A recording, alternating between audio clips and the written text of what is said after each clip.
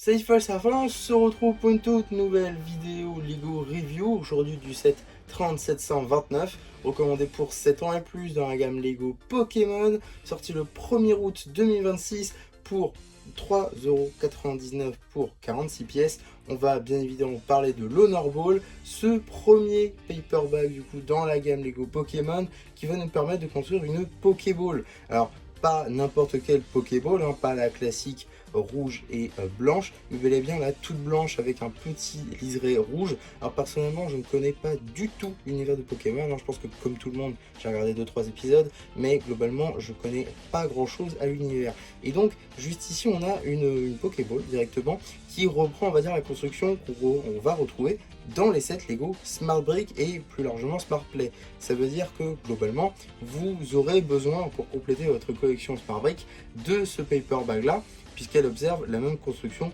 que sur les Pokéballs classiques. En tout cas, une Pokéball globalement plutôt ronde à vrai dire. Moi personnellement je la voyais un peu plus plate peut-être, avec des courbes pas très ouf, et pourtant on a beaucoup de nouvelles pièces, ou en tout cas des pièces que je n'avais pas vues avant, qui sont plutôt cool, et mine de rien même les courbes sont plutôt sympas. Tout d'abord on a cette grande pièce ici qui fait tout le tour, et mine de rien qui fait super bien, qui est vraiment courbée quoi, mais qui marche très bien pour cet emploi. On a ensuite une boule qui tient parfaitement dans la main, finalement c'est presque à l'échelle je pense. Franchement c'est plutôt cool, et pour 46 pièces seulement on a vraiment un truc, bel objet de décoration fait en Lego, donc ça c'est plutôt cool.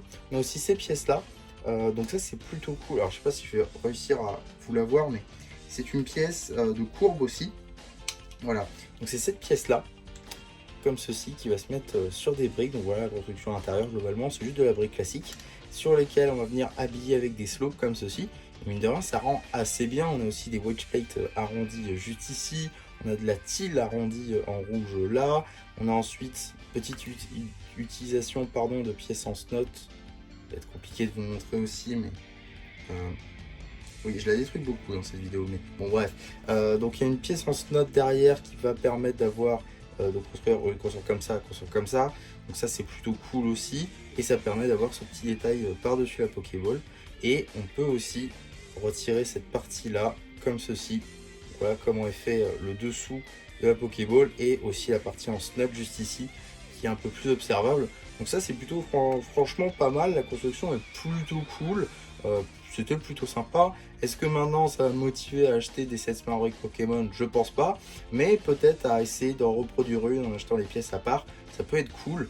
Mais franchement un très bon set, et si vous voulez avoir un petit objet Pokémon pour pas trop cher, ce paperback est plutôt pas mal. Parce que oui, maintenant vous pouvez l'acheter à l'unité, il est disponible notamment à Smith Toys. Alors je ne l'ai pas vu sur le site personnellement, mais vous pouvez peut-être le trouver dans votre magasin comme moi, et donc vous procurer cette petite Pokéball pour ne serait-ce que 4€, mine de rien, c'est plutôt sympa.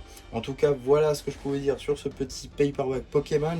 J'espère en tout cas que ça vous aura plu. Surtout, n'hésitez pas à me le dire en commentaire, n'hésitez pas non plus à liker la vidéo, à vous abonner, à partager. Et moi, c'était MC qui vous dit bye bye.